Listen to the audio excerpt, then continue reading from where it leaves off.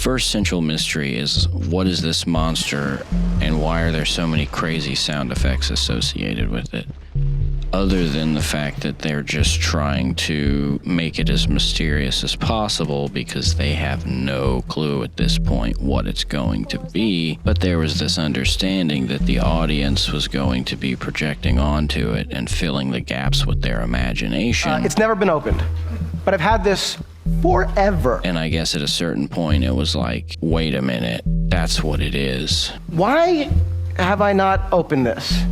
And why have I kept it? JJ would say things like, oh, there's a polar bear and oh, they find a hatch. It's usually followed by, no, seriously, what the hell's that island?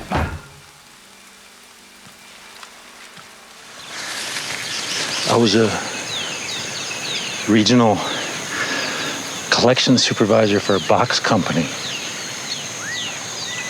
A box company? A box company? Mm-hmm. They make boxes. You've opened the box! And they made boxes.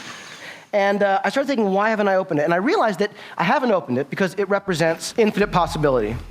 He's like, and they spend the whole season, they found a hatch in the ground. But they can't open it. They spend the whole season like trying to open this thing up because they don't have any tools or explosives and I was like, yeah, cool. And he's like, and then finally in the season finale, they open this thing up and I'm like, what's in there? And he's like, I don't know.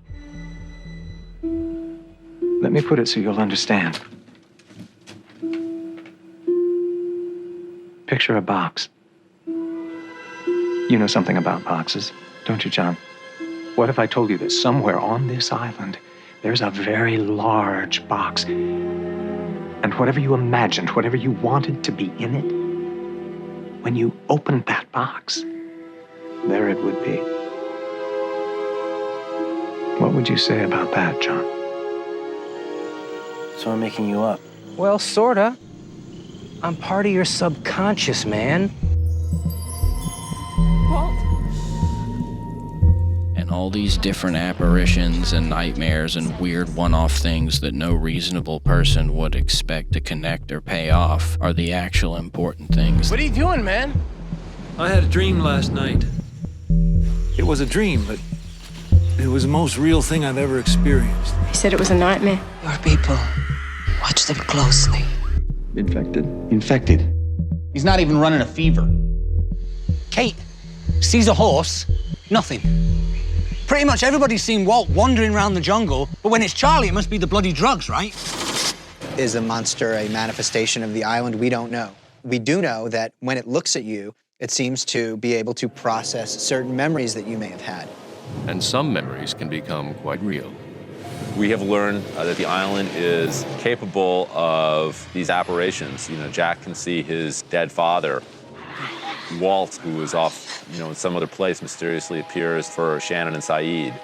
Kate sees a horse that was part of her past. And so, you're given flashbacks. A significant chunk of screen time is filling in a backstory, something traumatic or significant that happened to this person. And it's like, actually, no, that stuff was the answer, because the reason everything is so weird and inscrutable is because it's constantly changing, because there's the different input of whatever is going on in the subconscious brain of whoever is the main character of the week.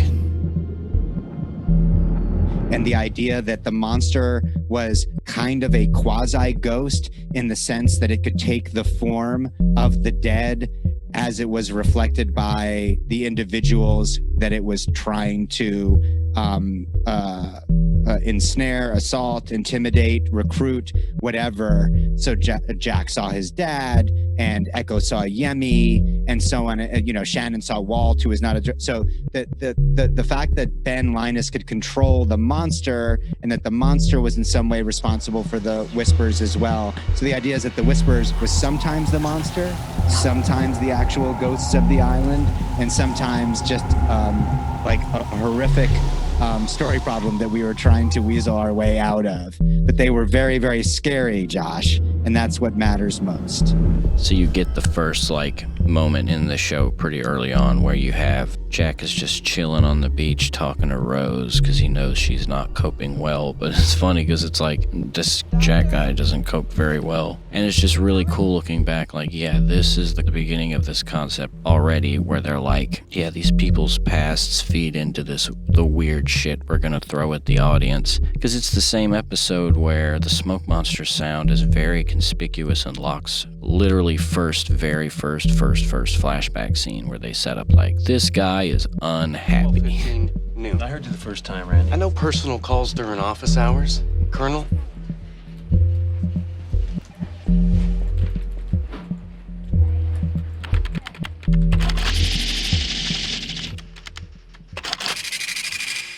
Cut to black, cue smoke monster sound. So it's like, yeah, there's no way it wasn't already a thing then of just like, oh yeah, you know what? Like, there's obviously the thematic thing going on that we're doing with these stories in the past and the present, but hey, you know what would be on crack? If it like bled through between the storylines. The Station 3 was originally constructed as a laboratory where scientists could work to understand the unique electromagnetic fluctuations emanating from this sector of the island. We're safe now. What was that thing? It's a security system. Security system? What does that mean? Its purpose is that of any security systems. To protect something. Protect what? The island.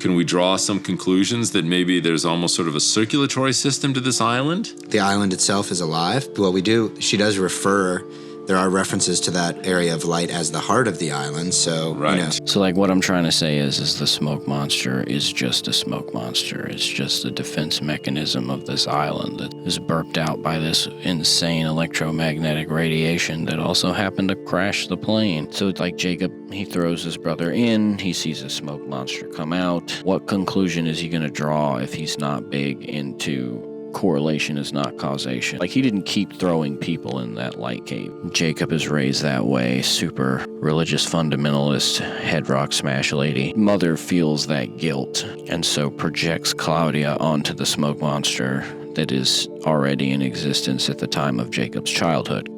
What is the origin of evil? Does it exist as this episode has started, or are we seeing the origin of evil? Is this a sort of Garden of Eden story, or is this really a morality tale in which, you know, there are still unrevealed mysteries? And the more interesting question is, what is evil? I mean, like, is the man in black really evil, or is he a victim? She has laid waste to the entire village. Right. And what an interesting theory that is, because one of the questions that keeps arising is, interesting. If Jacob's smoke monster was his brother, then who was the smoke monster before him? When the smoke monster is in the form of Locke, but also it's increasingly diluted that it's Locke, but it's already in the past diluted thinking it's Jacob's brother. What are you? I'm not a what, Ben. I'm a who. You're the monster. Let's not resort to name-calling. This remind you of anything, Jack? What? Desmond? Going down into a hole in the ground? If there was a button down there to push, we could fight about whether or not to push it. Just like old times. You're not John Locke. Both Jacob's brother and Locke had schizoaffective mothers that took it in a religious direction. You were immaculately conceived. We are here for a reason. What reason? Because a little bit of this very same light is inside of every man.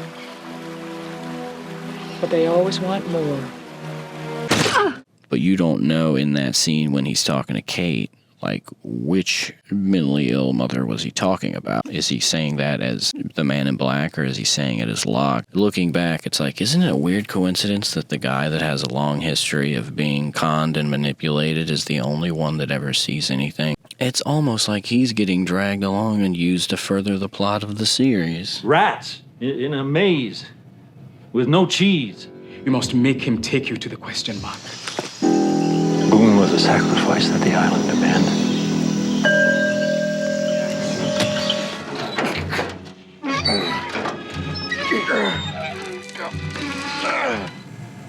team members are not aware that they are under surveillance or that they are the subjects of an experiment. Every single second of my pathetic little life is as useless as that button! We need to push the button. No, we don't. It's all bloody real. Now push the damn button! You killed us all? No, I just saved us all. Are you Jacob? No. But I can speak on his behalf. He wants us to move the island.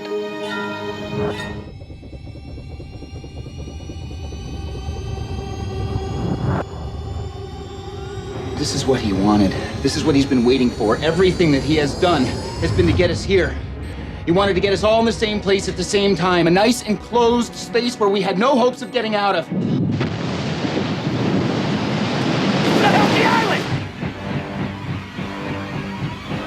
What if he's trying to get us to kill each other?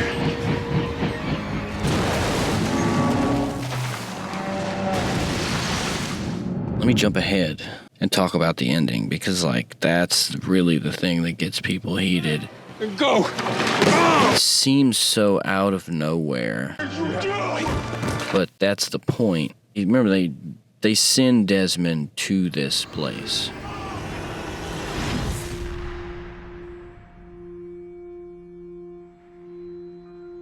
So when they send him to this place, they put him in a big, conspicuous box, almost like the magic box that Ben talks about and the mystery box that J.J. Abrams annoyingly talks about. Wouldn't that be interesting if maybe that was like a massive in-our-faces, subliminal, in plain sight clue type situation? Because then you also get the montage at the beginning of the final episode. What I'm getting at is that all these storylines for these individual episodes, like they were doing with the original flashback episodes, they're projecting what was unresolved at the time that they were killed off on the show, and that is what is shaping their storyline in the season 6 purgatory flash sideways place. Last episode, one of the last things that Kate says to Jack is to just let the island sink. No, you don't. Let the island sink, Jack. But he chooses to go down there and save the island. He dies, and then so his storyline at the beginning of it shows the island is underwater, because for him, he wishes he'd let the island sink. That is, in this reality, in this little pocket universe where the magic mystery box is giving Jack's dying brain exactly what it wants, the island is sunk, the plane never crashes, and he gets to operate on Locke's spine to make up for, because he feels really responsible for what he thinks is his suicide, but he was probably about to kill himself anyway. But I can't help you, John. I wish you believed me. But yeah, like, right before Locke died, he found out Helen had died of cancer, and that he missed his opportunity to ever reconcile. In his purgatory storyline, well, now they're together. Now he didn't blow it. He's still in the wheelchair because he'd let that go at that point. Let go. It's okay. You can let go. You can let it go. What makes you think letting go is so easy? That's why it's called a leap of faith. It's a leap of faith, Jack. It's not an island. It's a place where miracles happen.